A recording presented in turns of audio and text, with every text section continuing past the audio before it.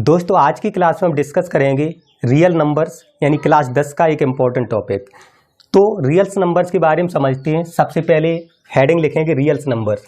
तो रियल्स नंबर की अगर बात करें, वास्तविक संख्याओं की बात करें, तो इसके अंतर्गत सभी रैशनल और इर्रेशनल नंबर्स आती हैं, यानी सभी परमेय एवं अपरमेय संख्याएं वास्तविक संख्याओं के अंतर्गत आती हैं।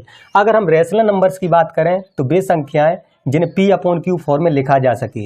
एग्जाम्पल -1, -2, 0, 1/2, 1/5।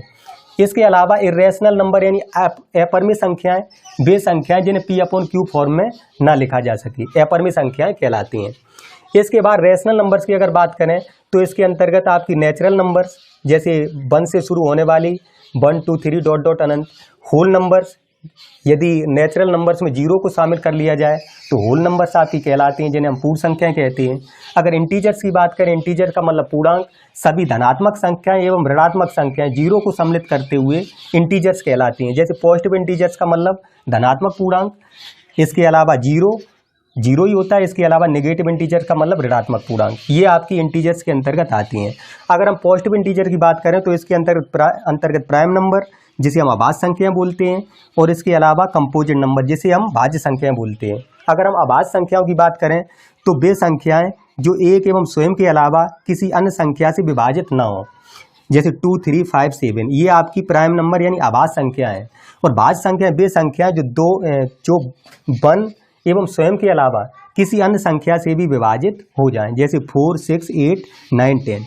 इसके अलावा बात करेंगे इवन नंबर्स की। इवन नंबर्स का मतलब होता है सम संख्याएं, जैसे 2, 4, 6, 8, ये आपकी इवन नंबर्स हैं। ऑड नंबर्स की बात करें तो विषम संख्याएं, जैसे 1, 3, 5, 7, ये आपकी विषम संख्याएं हैं। तो हमने डिटेल में डिस्कस किया वास्तविक संख्याओं के बारे में। यदि आपको रैशनल और इर्रेशनल नंबर्स के बारे में डिटेल में पढ़ना है तो आप प्लेलिस्ट में जाकर देखिए, एक वीडियो आपको उपलब्ध है, उसमें जाके आप डिटेल्स में समझ सकते हैं रैशनल और इर्रेशनल नंबर्स के बारे में। अब आप हेडिंग लिखेंगे division Lemna, Euclid division Lemna यानी यूक्लिड विभाजन प्रमेय का। अगर यूक्लिड विभाजन प्रमेय का की हम बात करें तो यूक्लिड विभाजन प्रमेय का दो धनात्मक पूर्णांक a और b दिए रहने पर ऐसी दो अद्वितीय संख्याएं QR विद्यमान है, जैसे a बराबर BQ प्लस R, यानी a को हम भाज्य बोलते हैं, भाज्य बराबर भाजक गुणे भागफल धन शेषफल। तो a को हम भाज्य बोलते हैं, भाज्य, जिसे आप अंग्रेजी में डिविडेंड बोल सकते हैं, डिविडेंड बोलते हैं।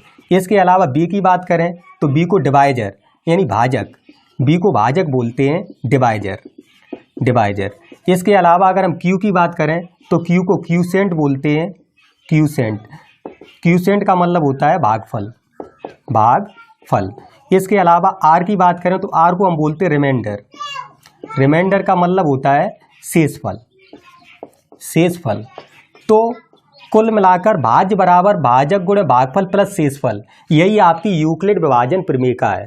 तो अब अगर हम बात करें यूक्लिड विभाजन प्रमेय का की, तो इसमें एक कंडीशन दी हुई है 0 less than equal to R, यानी जो 0 है या तो R के बराबर होगा, R का मतलब रिमाइंडर शेष, 0 जो होगा वो शेषफल के या तो बराबर होगा या 0 से शेषफल बड़ा होगा, यानी शेषफल जो होगा आपका 0 से कम नहीं हो सकता, नेगेटिव नहीं हो सकता है। इसके अलावा अगर हम b की बात करें तो b जो है आपका, b को हम बोलते हैं भाजक हमेशा रिमाइंडर से ज़्यादा होगा, यानी रिमाइंडर से बड़ा होगा, शेषफल से हमेशा बड़ा होगा।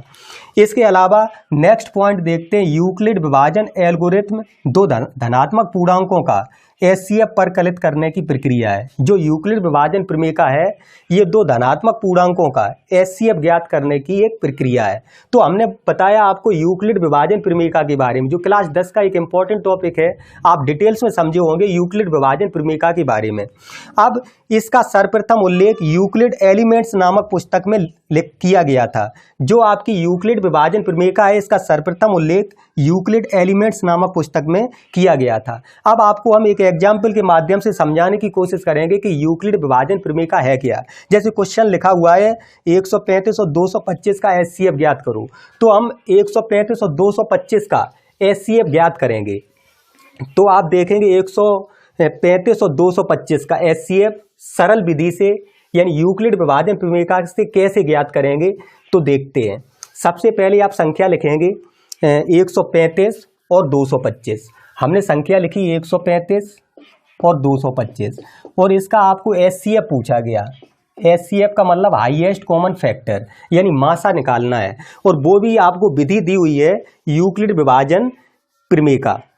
तो देखते हैं इससे, इस विधि से हम सरलता से कैसे ज्ञात कर सकते हैं। तो सबसे पहले आप 225 में भाग देंगे 135 से, 135 से भाग देंगे तो एक बार जाएगा 135, घटाएंगे तो 5 से 5 0, 12 से 3 गया तो 9, 90 बचा।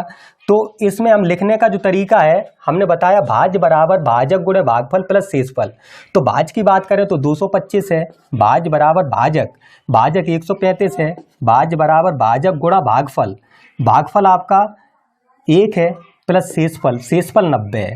इसके बाद सेकंड लाइन देखते हैं, यानी कि जब तक शेषफल शून्य नहीं हो जाता तब तक ये प्रोसेस हम करते रहते हैं।